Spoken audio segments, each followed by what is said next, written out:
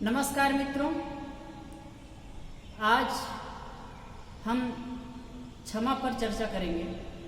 क्षमा का जीवन में क्या महत्व है, क्षमा के माध्यम से हम आत्मिक उन्नति के तक कैसे पहुँचे, कैसे जीवन में सुख और शांति का अनुभव करें,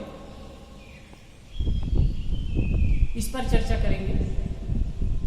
एक संस्कृत में सूत्र है, क्षमा बलम असक्तानाम शक्तानाम भूषणम क्षमा, क्षमा वसी कीते लोके क्षमाया किन्न न सिद्धति।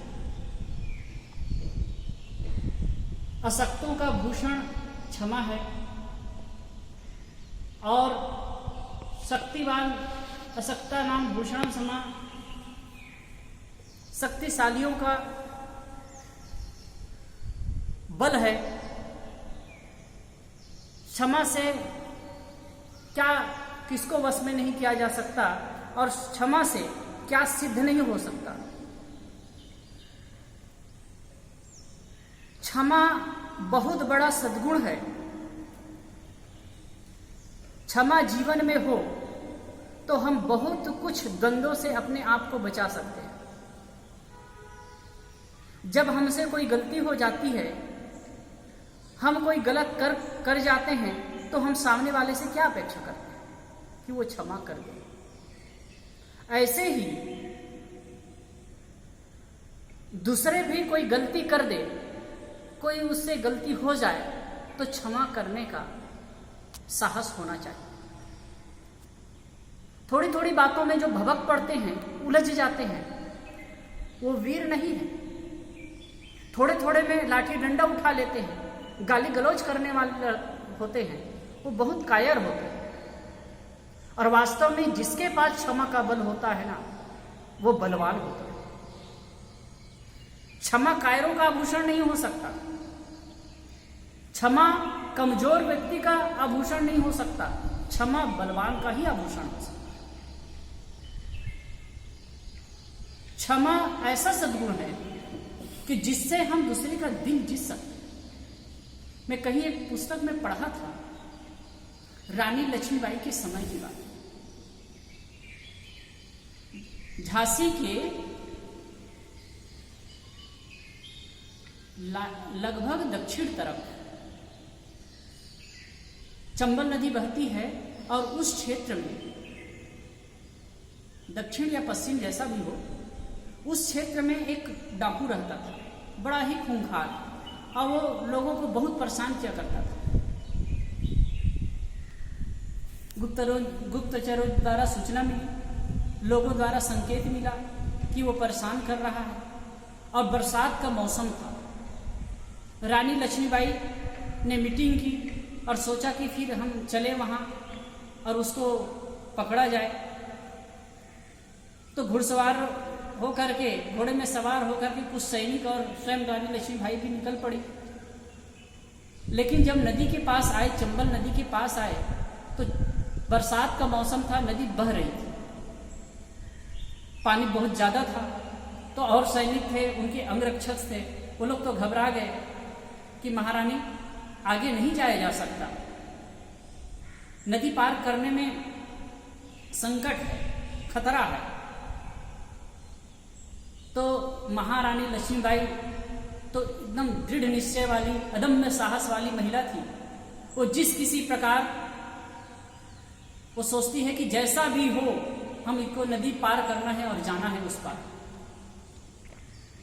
और सब लोग घबरा रहे थे, तो क्या करती है, अपने घोड़ा खुद कुदा देती है नदी में और तैर करके पार हो जाती है।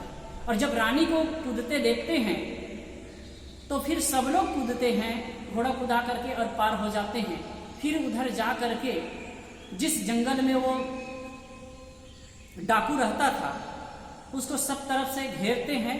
एक तरफ स्वयं रानी रहती है, दूसरे तरफ और लोग रहते हैं, और जिस किसी प्रकार उनको घेर करके पकड़ लिया जाता है। और जब दरबार में पेश किया जाता है, तो बहुत सारे अभियोग उन पर लगते हैं, और सब लोगों ने कहा कि इसको तो फांसी ही देनी चाहिए, इसको तो मृत्यु दंड ही देना चाहिए। लेकिन रानी ने उस डाकू के साहस, शौर्य और एक प्रकार कहने दुस्साहस को सुन रखा था, तो भी उनको सामने देख करके, सामने रख कर कहा गया कि अच्छा तुम्हारे साथ क्या सलूक किया जाए। अब उसको तो दंड सुना दिया गया था और मारने ही वाले थे, और सब लोग एक सिरे से कह रहे थे कि इनको मृत्यु दंड ही दिया जाए। लेकिन रानी ने उनको क्षमा कर दिया, कहे कि हम एक शर्त पर तुम्हें क्षमा करेंगे कि तुम आज से लूटपाट का धंधा नहीं करोगे, लोगों को सताओगे नहीं, बल्कि इसकी अपेक्षा देश के काम करोगे, लोगों की सहायता करोगे। और क्षमा भाव से वो जो डाकू था इतना प्रभावित हुआ कि जीवन भर जब तक रानी लक्ष्मीबाई रही तब तक उसके अंगरक्षक के रूप में रहा। तो क्षमा का कितना बड़ा महत्व है। हम कोई अगर हमारे साथ में दुर्व्यवहार करता है, कोई हमारे साथ में गलत व्यवहार करता है और क्षमा कर देते हैं, तो फिर वो उसका दिल खिल जाता है और सदा सदैव के लिए वो हमारा हो जाता है।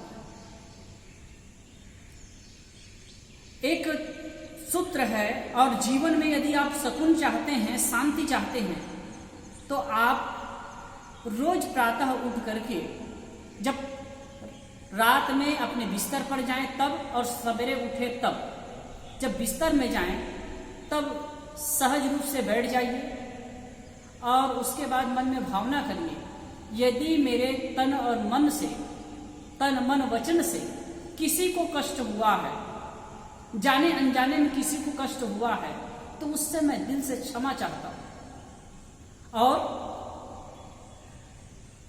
जिस किसी ने भी जाने अनजाने में मेरे साथ में बुरा व्यवहार किया, मेरे साथ में गलत किया, उसको मैं दिल से क्षमा करता हूं। ये दो बातें करने लगे, कोई गलत किया है उसे क्षमा मांगे, और जो जिनके प्रति आपने गलत कर दिया जाने अनजाने में, उसके प्रति क्षमा का भाव लाए। देखिए मन इतना शीतल हो जाएगा, नींद अच्छी आने लगेगी, बड़ा अच्छा महसूस करने लगेंगे, क्योंकि ये ऐसा करने से ना द्वेष की गांठ है वो कट जाती है। द्वेष की गांठ ऐसी गांठ है कि उसको रख करके आप ना तो चैन से जी सकते हैं और न चैन से मर सकते हैं, न चैन से जाग सकते हैं, ना चैन से सो सकते हैं। एक मनोविज्ञान में एक विचार बताया जाता है कि रात्रि के अंतिम विचार ही सुबह के प्रथम विचार होते हैं। तो जैसे हम रात के समय में ये भावना करके सोते हैं कि जो भी हमारे साथ में गलत किया जाने अनजाने में, उसको मैं तह दिल से क्षमा करता हूं, और मेरे द्वारा किसी का अहित हुआ है जाने अनजाने में, उसके लिए मैं क्षमा प्रार्थी हूं, ये भाव रख करके जब सोते हैं तो मन कोमल होता है। और जैसे ही आप सवेरे उठेंगे, जैसे ही आपकी नींद खुलेगी, यही विचार पुनः आपके मन में आएंगे। और जब ऐसा होगा तो मन इतना मक्खन की तरह हो जाएगा, जो आपकी ग्रंथि है ना, द्वेष की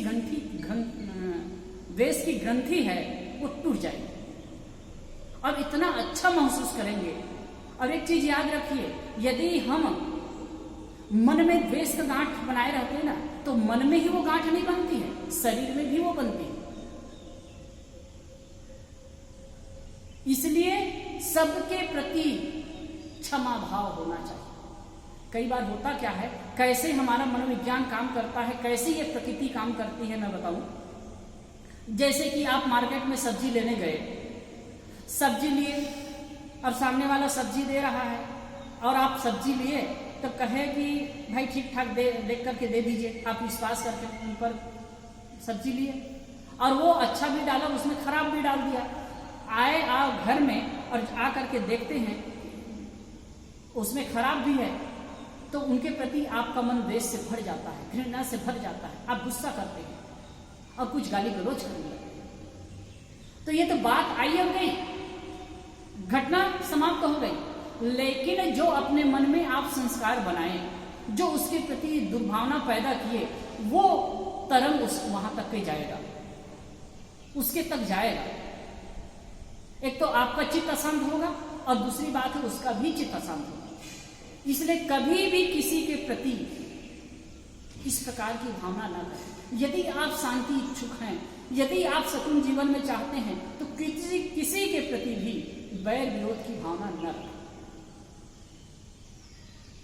क्षमा अगर जीवन में है तो क्षमा के माध्यम से आपका जीवन तो अच्छा होगा ही, और भी लोगों के साथ में अच्छा व्यवहार कर सकें और लोगों का जीवन भी अच्छा हो सकेगा। हम क्षमा से ही लोगों को अपना बना सकते हैं, द्वेष करके, गुस्सा करके अपना नहीं बना सकते।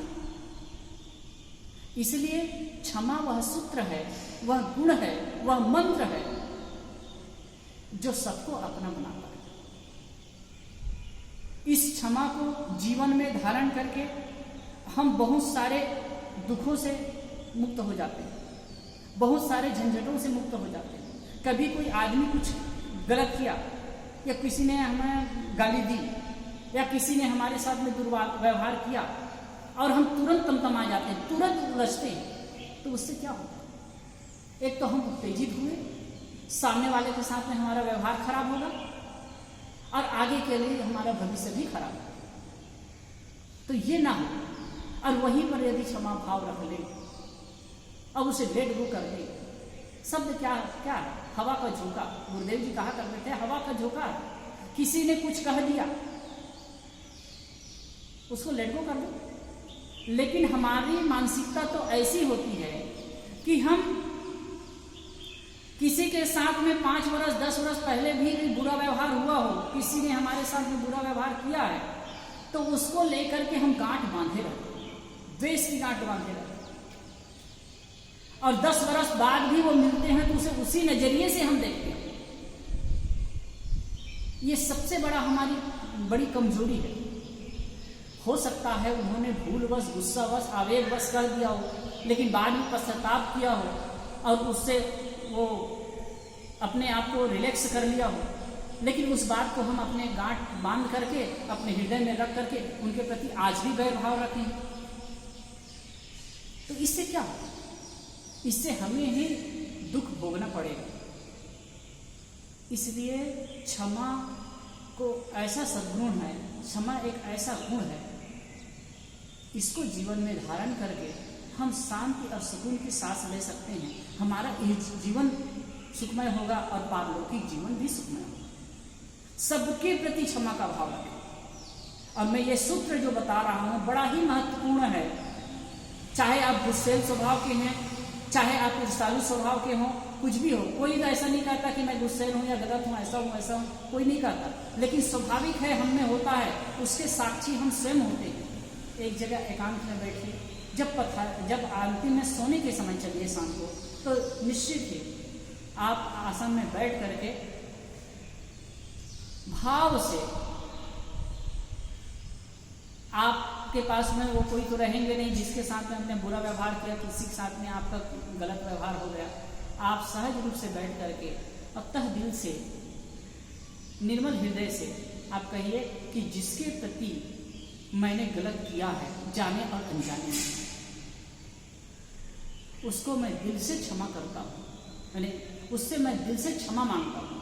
अब किसी ने मेरे साथ जाने अनजाने में कुछ गलत किया हो, उसे मैं दिल से क्षमा करता हूँ। ये भाव जब करेंगे ना, आप देखेंगे मन इतना मक्खन हो जाएगा, इतना अच्छा लगने लगेगा, और आपके अंदर जो द्वेष की गांठ है, जो तंतु है, वो कटने लगेगा और प्रेम का प्रसार होने लगेगा, प्रेम व्यापक होने लगेगा, सबके साथ सहजता का जीवन आपका होने लगेगा। तो हम सबको इस क्षमा को समझना है और क्षमा को जीवन में अपना करके सबके साथ सुंदर और अच्छा व्यवहार करना है, क्योंकि हम भी चाहते हैं कि कोई हमें क्षमा करे, तो हमें भी क्षमा करना चाहिए, और सामने वाला को उससे लाभ होता ही है। इससे हमारे मन को जो तसल्ली होती है, मन को जो सुकून होता है, वो अद्भुत होता है। हमको ये सब काम करना है, और ऐसे करके, क्षमा को पालन करके, क्षमा को धारण करके ही हम शांति और सुकून के हकदारी हो सकते हैं। आप सबको बहुत बहुत धन्यवाद। और देखेंगे, कोई भी आध्यात्मिक पुरुष है, कोई भी शांति स्थित व्यक्ति है, वो हृदय से क्षमालु होता है, चाहे कोई कितना भी उनके साथ में व्यवहार करे, गलत व्यवहार करे, लेकिन उसका हृदय क्षमा से भरा होता है और यही क्षमा उसे महान बनाता है। तो हम सबको भी चाहिए हम क्षमा गुण को धारण करके अपने आप को महानता की श्रेणी में ले जाएं, अपने अंदर महानता प्रकट करें। धन्यवाद। यदि आपको ये विचार अच्छा लगे तो अपने सुनिए, मित्रों को, परिवार वालों को सुनाइए और लाइक करें, शेयर करें और चैनल को सब्सक्राइब करें। धन्यवाद। साहेब बंधु।